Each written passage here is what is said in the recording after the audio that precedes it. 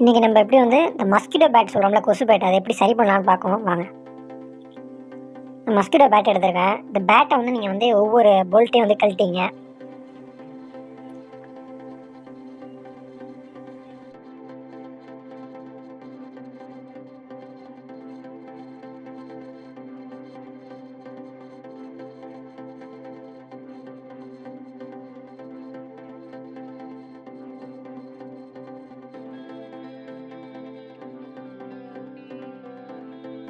இப்போ பார்த்தீங்கன்னா இதில் வந்து இந்த பேட்டரி இருக்குல்ல, அந்த பேட்டரி மட்டும் தான் போயிருக்கும். எப்போதும் இந்த கொசு பேட்டில் போகிறது வந்து இந்த பேட்டரி தான். அந்த பேட்டரியை சரி பண்ணலாம். பேட்டரி எப்படி சரி பண்ணுறதுன்னு இந்த வீடியோவில் சொல்லியிருக்கேன் பாருங்கள். அப்படி பேட்டரி சரியாகலைன்னா கூட நீங்கள் என்ன பண்ணுறீங்க அப்படின்னா, இதேமாரி பேட்டரி கடையில் கொடுத்து வாங்கிக்கலாம். கம்மியான விலைக்கு வெளியிலே விற்கிது. அதுக்காக அந்த பேட்டை தூக்கி போட வேண்டிய அவசியம் இல்லை. இப்போ நம்ம மேலே இருக்க பார்த்தீங்களா கவரு, அந்த கவர் ரிமூவ் பண்ணி எடுப்போம். மேலே இருக்க ஒவ்வொரு அந்த வலையும் நம்ம எடுக்க போகிறோம். பார்த்து பொறுமையாக எடுத்துங்க. அந்த வலை வந்து உடஞ்சிடக்கூடாது, நெறிஞ்சிடக்கூடாது. அதேமாரி பார்த்து பொறுமையாக எடுத்துங்க.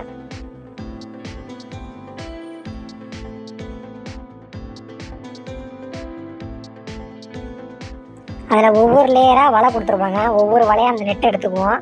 அந்த நெட்டு வந்து உடஞ்சிடக்கூடாது. அதேமாரி அந்த நெட்டில் ஒவ்வொரு இடத்துலையும் நம்ம வந்து சால்ட்ரிங் பண்ணி ஒயரை வந்து ஃபிட் பண்ணியிருப்பாங்க. அந்த ஒயர் எந்த ஒயரும் பிஞ்சிடாமல் பார்த்துங்க. அதேமாரி நெட்டில் எதுவும் வளைவு நெளிவு இருந்தால் கூட அதை எடுத்துருங்க. உப்புத்தாள் எடுத்துருக்கேன். உப்புத்தாள் எடுத்து தேய்ப்போம். அது மொத்தமாக தேய்ச்சி எதுவும் கருப்பு படிவு இருந்துச்சு அந்த கடிவை தேய்ச்சி எடுத்துருங்க.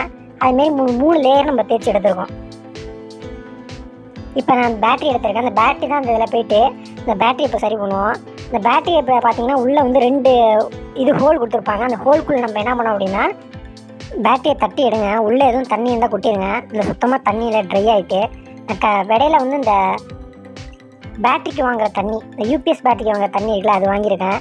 அந்த தண்ணியை நம்ம போட போகிறோம். இந்த தண்ணி வந்து பார்த்திங்கன்னா ஒரு 20 ரூபா தான் விற்கும். ஒரு 2 நிப்புலையும் நம்ம என்ன பண்ணுறோம், சிரிஞ்சு வச்சு அந்த தண்ணியை உள்ளே விட்டுக்குவோம். தண்ணி அது போனமான அளவுக்கு ஃபில் பண்ணிங்க. அதில் 2 நிப்புலையும் உள்ளே வைக்கணும். வச்சுட்டு எப்போதும் போனால் அந்த கேப்பை மூடிடுவோம். 2 கேப்பையும் மூடிட்டு ஷேக் பண்ணி விடுங்க. நல்லா வந்து குளிக்கி விடுங்க. அப்போ தான் உள்ளே இருக்கக்கூடிய கெமிக்கலோடு அது ரியாக்ட் ஆகும். நல்லா குளிக்கி விடுங்க.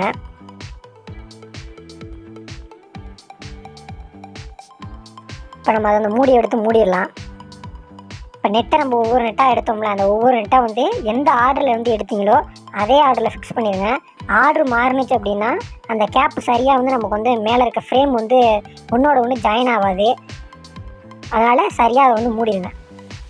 நான் எப்படி எந்த வாட்டிலேருந்து எடுத்தனோ அதே வாட்டில் வந்து வைக்கிறேன். நீங்களும் அதேமாரி வச்சு ஃபிட் பண்ணிங்க.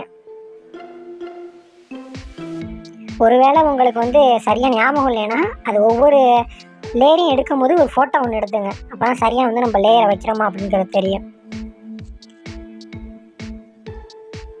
கடைசியாக நான் ஒவ்வொரு லேயராக வைக்கிறேன். அதேமாரி நீங்களும் வச்சுங்க.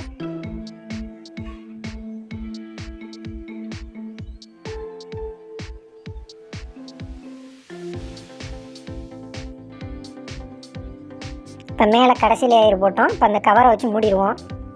ஃப்ரேம் வச்சு மூடியாச்சு. சுற்றி அழுத்தினீங்கன்னா டக் டக்குன்னு லாக் ஆகிடும். லாக் ஆகலைன்னா நம்ம சரியாக வைக்கலன்னு அர்த்தம். இப்போ பேட்டரி வந்து ரிமூவ் பண்ணியிருந்தோம். அதை சால்டரிங் பண்ணிக்குவோம்.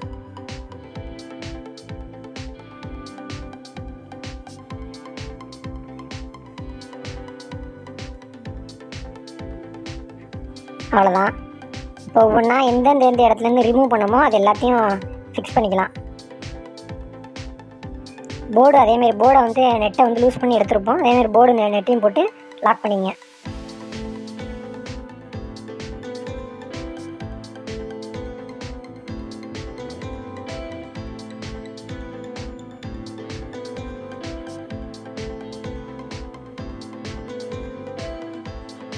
அவ்வளோதான். மேலே வந்து இப்போ டோரை லாக் பண்ணிக்கலாம்.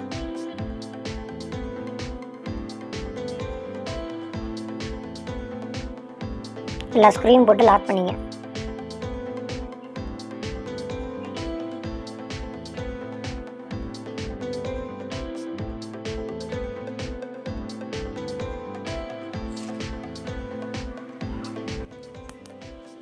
இப்போ நம்ம செக் பண்ணி பார்ப்போம். நான் சார்ஜ் போட்டு செக் பண்ணி பார்க்குறேன்.